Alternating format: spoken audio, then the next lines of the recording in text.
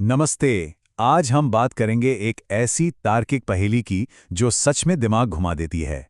इसका नाम है दो लिफाफों का विरोधाभास या द टू एनवेलप्स पैराडॉक्स। तो चलिए मिलकर सुलझाते हैं इस मजेदार मायाजाल को।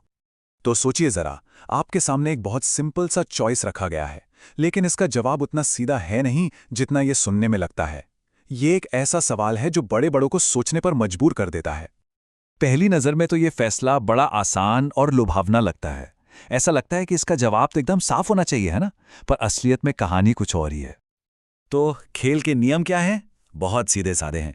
आपके सामने दो बंद लिफाफे रखे हैं। एक में कुछ पैसे हैं और दूसरे में ठीक उसके डबल। अब आपको एक चुनना है, लेकिन ट्विस्ट ये है कि लिफाफा खोले बिना आपको उसे दूसरे से बदलने का एक मौका दिया जाता है। और बस यहीं से सारा खेल शुरू होता है। अब दिल क्या कहता है, टिके रहें अपने फैसले पर या बदल लें? क्या लगता है, बदलने से कोई फायदा होगा या फिर ये बस 50-50 का चांस है? कोई फर्क नहीं पड़ता। चलिए देखते हैं कि लॉजिक हमें किस तरफ ले जाता है। अब जरा उस तर्क को समझते हैं जो कहता है कि बदलना ही चाहिए। और यहीं पर इस पहेली का असली जाल बिछा है। सुनने में ये लॉजिक इतना पक्का लगेगा कि आप भी सोच में पड़ जाएंगे। ठीक है, तो इसको थोड़ा मैथ्स से समझने की कोशिश करते हैं। मान लीजिए जो लिफाफा आपने चुना है उसमें x रुपए हैं, ठीक है? ये x हमारी पूरी कैलकुलेशन का आधार बनेगा। अच्छा, तो अगर आपके लिफाफे में x है, तो जो दूसरा वाला लिफाफा है उसमें क्या हो सकता है? रूल्स के हिसाब से देखें तो सिर्फ दो ही बातें मुमकिन है। या तो उस दूसरे लिफाफे में आपके वाले से डबल पैसे होंगे, यानी 2x, या फिर उसमें आपके वाले से आधे पैसे होंगे, मतलब x/2, है ना? और पहली नज़र में तो यही लगता है कि दोनों की संभावना बराबर है, 50-50%। और अब आता है सबसे मज़ेदार हिस्सा, इसका गणित। चलिए कैलकुलेट करते हैं कि बदलने पर औसतन क्या फ़ायदा या नुकसान होगा। तो देखिए, 50% चांस है कि दूसरे लिफाफे में 2x निकलेगा, मतलब आपको सीधा सीधा x का फ़ायदा हो जाएगा। और 50% चांस ये भी है कि उसमें x/2 निकलेगा, जिससे आपको x/2 का नुकसान होगा। अब जब इन दोनों संभावनाओं का एवरेज निकालते हैं तो पता है क्या होता है? नतीजा आता है प्लस 0.25x। अरे वाह! मतलब मैथ्स तो कह रहा है कि बदलने में ही भलाई है, औसतन फायदा ही होगा। और यही है वो पैराडॉक्स, यही है वो विरोधाभास। अगर ये कैलकुलेशन सही है तो इसका मतलब तो ये हुआ कि आपको हमेशा लिफाफा बदलना चाहिए। पर जरा सोचिए, अगर आप बदल लेते हैं तो फिर से यही लॉजिक लगाकर आप वापस पहले वाले पर आ जाएंगे। ये तो एक ना खत्म होने वाला लूप बन गया, अदला बदली अदला बदली। कुछ तो गड़बड़ है यहाँ।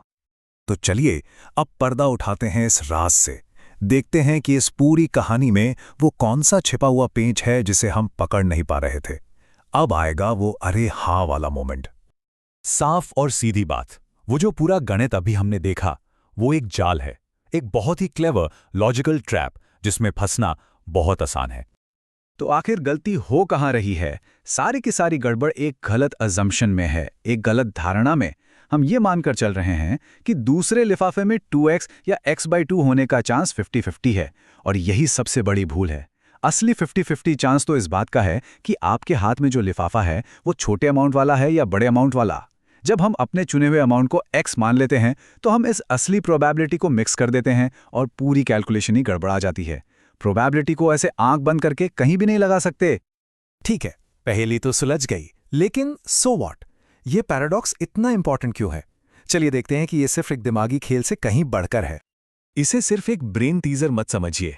असल में ये एक बहुत पावरफुल एग्जाम्पल है, एक ऐसी आम गलती का जो हम सब लॉजिक और डिसीजन मेकिंग में कर सकते हैं।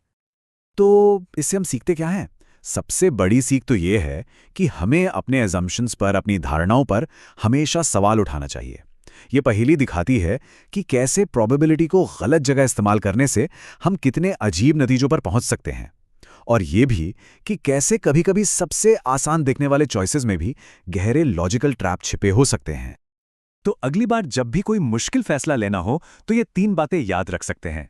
पहला, सामने क्या विकल्प हैं उससे समझिए। दूसरा, इस पर सवाल उठाइए कि प्रॉब्लम को सामने रखा कैसे गया है। और तीसरा, उन छिपी हुई अजम्पशंस को ढूंढ निकालिए जो फैसले पर असर डाल सकती हैं। और आखिर में बस यही कहना है कि कभी-कभी असल प्रॉब्लम चॉइस में नहीं होती, बल्कि इस बात में होती है कि सवाल को फ्रेम कैसे किया गया है। सही जवाब तक पहुंचने के लिए अक्सर ये पक्का करना ज़रूरी होता है कि हम सवाल ही सही पूछ रहे हों।